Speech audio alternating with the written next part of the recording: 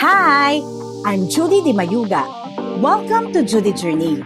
Dito, we talk about fitness, life, and everything in between. Age is just a number, but growth is forever. Kaya, stay strong, stay motivated, kita-kit sa ating journey.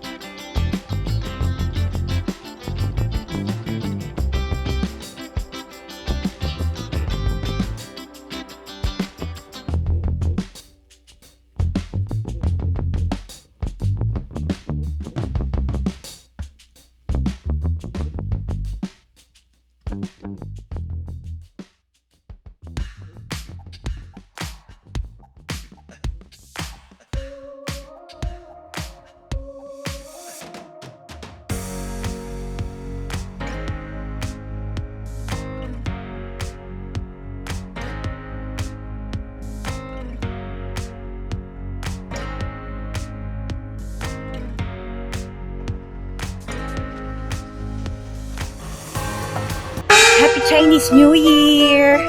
Alam niyo, sabi ko doon sa nakaraan kong vlog na pupunta sana kami sa Binondo ngayong Chinese New Year. Pero ang daming deadline sa trabaho. So we opted not to. Pero syempre dahil holiday, ayaw naming makalimutan yung ating fitness pa rin. Kaya alam niyo na, ating paboritong tambayan dito sa UP Diliman. Walking tayo.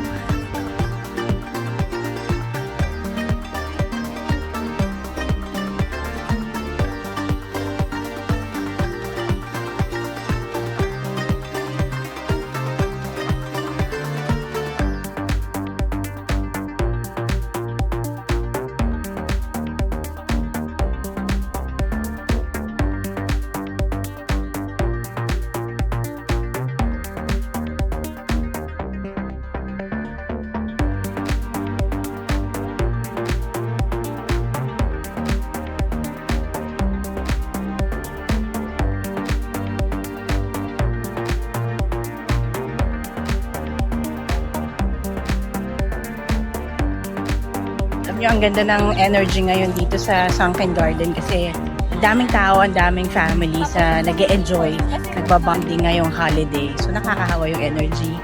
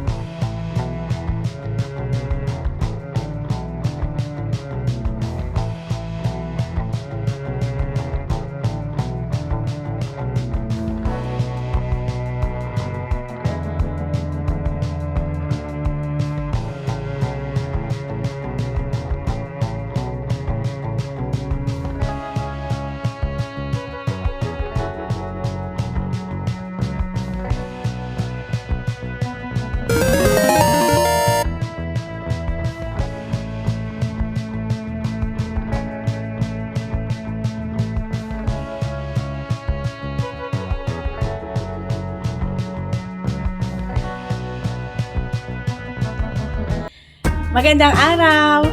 Alam niyo ba, very excited kami ni Jason today kasi papasyal kami sa Philippine Pet Expo dito sa SM Mall of Asia sa kanilang SMX Convention area at ilang araw na namin itong inaabangan. Kaya isasama din namin kayo just in case hindi kayo makakapunta. Tingnan natin ano yung mga mangyayari dun sa lugar na yun mamaya.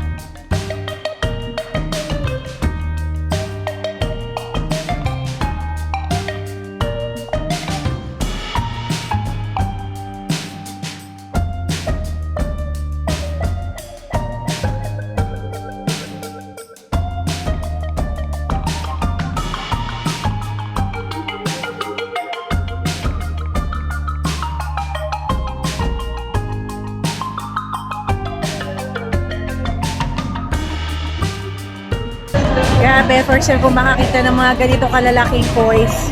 Maabot pala ng ganito kalalaki itong mga to.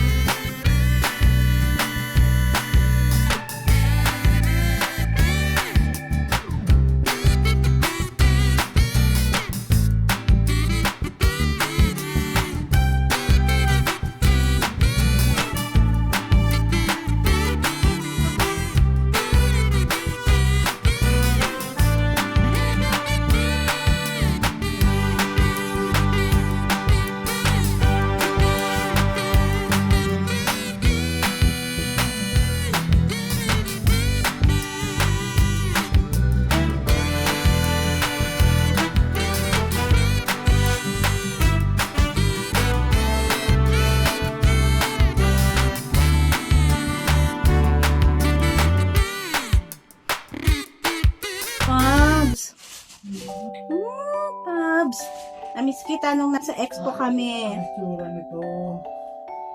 Namiss kita nung nasa expo kami. Missed you. Nakasama ko pala yung ano, okay lang.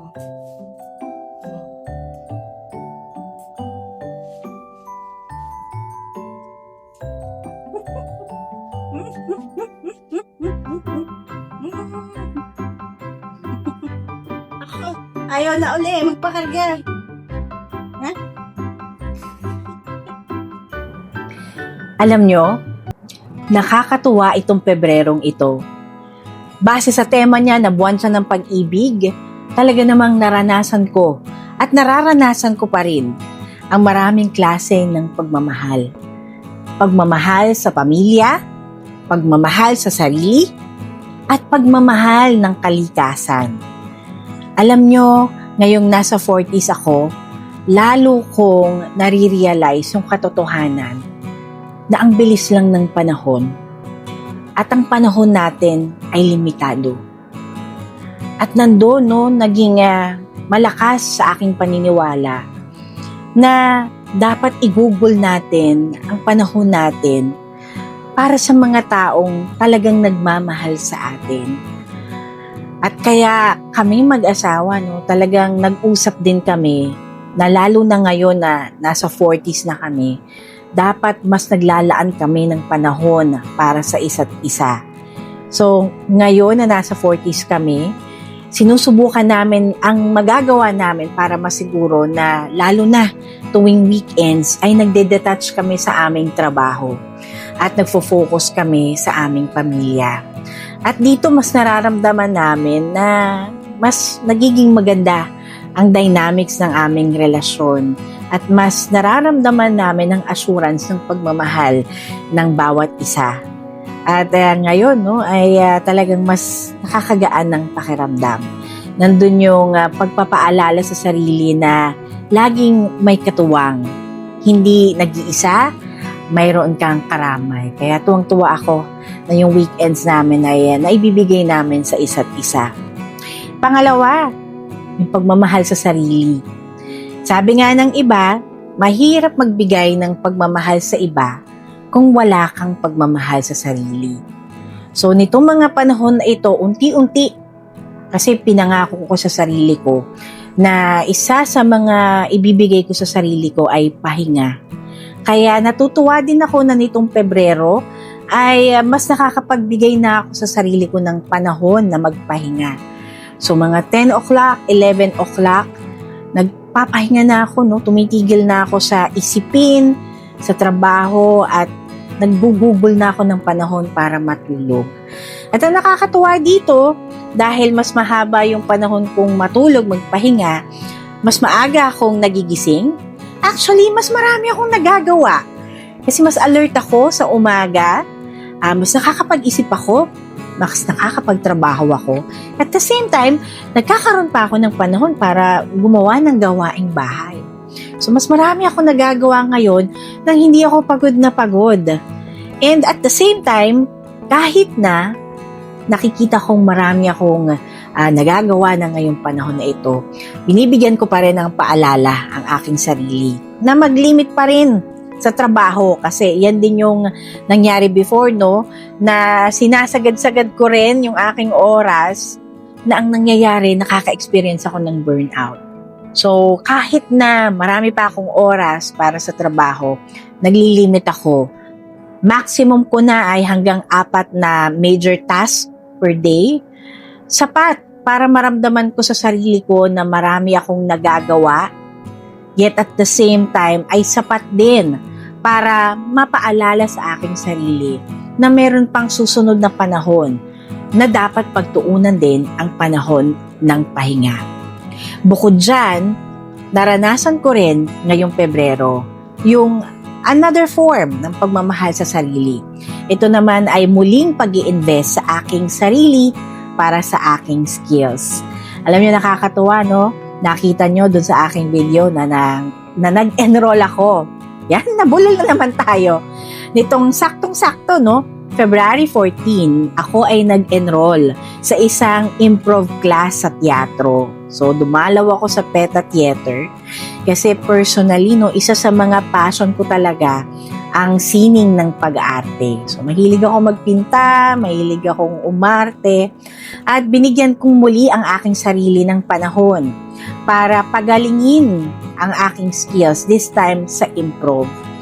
At ang sarap ng pakiramdam, sa loob ng 3 oras ng klase na yon ay tinutukan ko yung aking sarili, yung aking craft sa pag-arte, at kinalimutan ko muna yung mundo ko ng trabaho. And very refreshing siya para sa akin. Marami akong mga na-meet na mga kapwa ko artista doon at nakapag-enjoy kami. Nagkaroon din kami ng opportunity na makipag-connect sa isa't isa. At yung ikatlong pagmamahal, yung pagmamahal ng kalikasan. Hindi naman na siguro lingid sa inyo, paborito talaga naming pasyalan ang UP Diliman, ang Sunken Garden. Kasi doon ay isa siyang napakagandang lugar, na maraming greens, maraming puno, maraming halaman, na kahit na nasa syudad ka, in this case sa Quezon City, ay napakalaki ng espasyo niya for open space. At alam nyo ba, nung nagpunta kami nung Chinese New Year doon, So yung sinabi ko before sa earlier vlog ko na susubukan naming pumasyal sa Chinese New Year sa Binondo, hindi namin nagawa kasi maraming trabaho. Pero ang ginawa na lang namin ay pumunta kami sa UP Diliman para mag-walking. Alam nyo, nakakatuwang panoorin yung mga tao doon. Ang dami ng tao doon. Ang ganda ng energy. And ang daming pamilya na nakikita namin na magkakasama doon. Nagpipiknik sila doon, nagbabanding. Alam nyo, doon ko na-realize na sana mas marami pa tayong open space sa Pilipinas. Nakita ko yung, at naramdaman, yung joy ng mga tao na nandun lang, nagre-relax with nature. No? Ang daming open spaces na green sa UP Diliman. Sana magkaroon pa ng mas maraming open na green spaces sa Pilipinas. Actually, pag natingin naman ako online, marami akong mga nakikita ng mga dinedevelop na mga parke sa Pilipinas.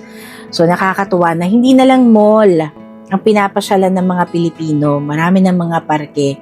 At sana habang ongoing itong vlog na ito, no, ay mapapasyalan ko rin ang mga lugar na yon. Hindi lang dito sa Metro Manila, perhaps in the future vlogs sa ibang lugar pa ng Pilipinas, and malay natin sa ibang mga lugar din sa ibang bansa.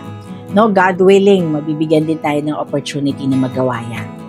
At kasama din yung pagmamahal na yan sa kalikasan na yan, no. Kasi nga, no, in experiencing that open space, no, na experience ko yung beauty ng kalikasan at yung pagbibigay niya ng espasyo sa akin para makahinga. I was admiring, lalo na yung mga puno doon, no, napakaganda nilang pagmasdan. No, in their stillness, ay binibigyan nila ako ng opportunity na huminga. Kasama din sa pagmamahal ng kalikasan na yan, yung pagmamahal ng mga hayop. Nandiyan na syempre si Pablo. Tuwang-tuwa kami at sobrang na-appreciate ko na nandyan si Pablo. At napuntahan din namin yung Pet Expo. Actually, no, yung Pet Expo na yun, hindi lang mga pets. Nandun din yung mga halaman. Marami mga expo din at display ng mga halaman doon. Nakakatuwang pagmasdan ang kapwa namin na nagmamahal sa mga halaman, sa mga hayop. At nakikita din namin na minamahal silang pabalik. So napaka-privilege ng opportunity to witness that. No, na kapag mayroong pagmamahal at paggalang sa bawat nilalang dito sa mundong ibabaw na ito, may binabalik sa atin yung ligaya na yan. Alam nyo, ngayon na na-experience ko yung pagmamahal na yan, yung iba-ibang klaseng pagmamahal na yan, di rin nawawala sa akin yung katotohanan na hindi lahat ng tao sa kasalukuyan ay nararanasan ang mga pagmamahal na yan. So ito rin, habang nagkikwentuhan tayo dito, kung sakali man na may pinagdaraanan ka ngayon, hindi mo kasama ang iyong pamilya, meron kang pinagdadaanan o mag-isa ka sa buhay ngayon, ang dalangin ko sana ay ma-endure mo itong panahon na ito at sana ay huwag kang mawalan ng pag-asa. Na sana ay mahanap mo rin ang mga taong makakasama mo sa mundong ito, makakatuwang mo, ang mga hayop na pwede mong maging katuwang din sa buhay na ito. At kahit na mag-isa ka ngayon, mahanap mo rin sa iyong sarili yung opportunity ng pagmamahal sa sarili. No, ang buhay natin, hindi natin masabi. Huwag naman sanang maranasan ko muli ang mabigat na sitwasyon. So talagang salamat din sa opportunity na ito na maranasan ko ngayon itong magaan na pakiramdam na ito. Pero ito nga, no, ay kung ikaw man ay hindi mo ito nararanasan sa panahon ngayon, ay nakikiisa ako sa'yo at ipinagdarasal ko rin na sana ay mawala na yung challenge na yan sa'yo at gumaan na rin ang iyong pakiramdam. At kung sakali man na nakakaranas ka ngayon ng mga ganyang mabigat na sitwasyon, At kung gusto mo ring ihinga ito, no? Pwede mo rin akong padalhan ng mensahe. Kung okay sa'yo na ibahagi ko rin without mentioning your name, your identity. Kung gusto mo rin na ibahagi ito sa ating mga kasama sa journey na ito, ay ikikwento ko rin at pag-uusapan natin sa vlog. So, sa mga susunod na vlogs ay yung iyong suliranin. Kung hindi man, kung mas gusto mo na pribado, ay sasagot ako sa'yo. At siguro susubukan kong sagutin ito base rin sa mga naging karanasan ko in the past. Sana dito sa vlog na ito, kahit sa kaunting paraan, ay makatulong din ako para maranasan mo na hindi ka nag-iisa. In fact, no, baka ito rin ay maging paraan para mahanap mo rin ang mga tao na makakatuwang mo sa buhay na ito. Dalangin ko sana, no, na bawat isa sa atin ay maranasan na ang kagaanan sa ating buhay. Yan dyan, nagtatapos ang ating vlog ngayon. Hindi ko na patatagalin pa, pero sana, no, sa susunod na vlog ay magkasama tayong muli. Kung pwede, no, maglalambing ako sa inyo. Baka pwede nyong i-like itong vlog na ito, no? Baka pwede nyo ring i-share. At kung hindi ka pa naka-follow, baka pwedeng i-follow nyo na rin ako. Maraming salamat sa inyo. Nakakailang vlogs na tayo, higit sa 10 vlogs na ang meron ang Judy Journey. At maraming salamat. Nakasama pa rin kita sa journey na ito. Hanggang sa susunod, paalam.